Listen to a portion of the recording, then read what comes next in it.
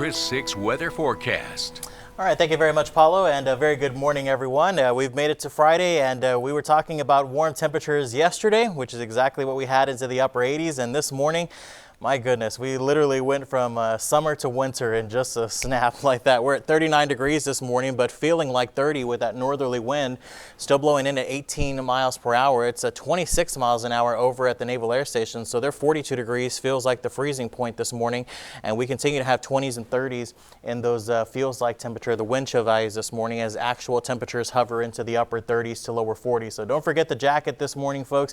Stay warm out there, and of course the cooler temperatures is what tops our weather headlines.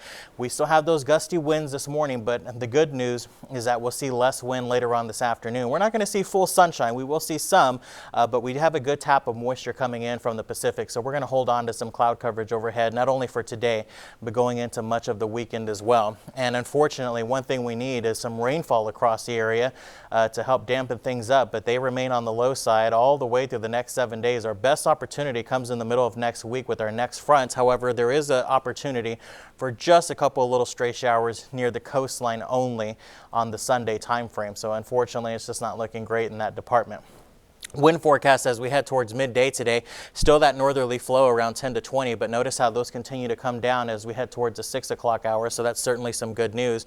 And then even as we head into Saturday morning at about 7 o'clock, pretty light winds, a gentle breeze near the coastline, and into the afternoon not looking bad.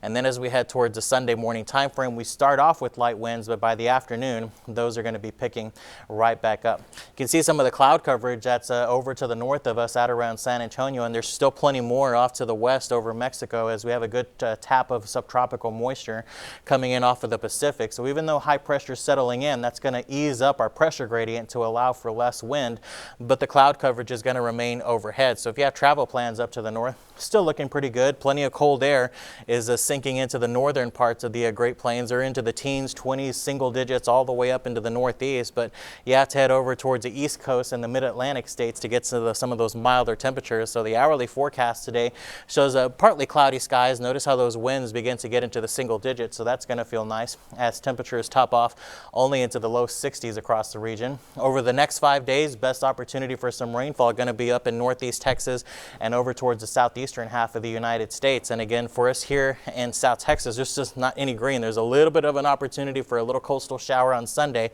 and then as we head towards the middle of next week, rainfall chances increase to our north just a little bit, but even then it's not looking great. You can continue to see the clouds overhead on our future tracker here, as eventually we'll pick up a southeasterly wind, and there's that little stray opportunity for a shower near the coastline.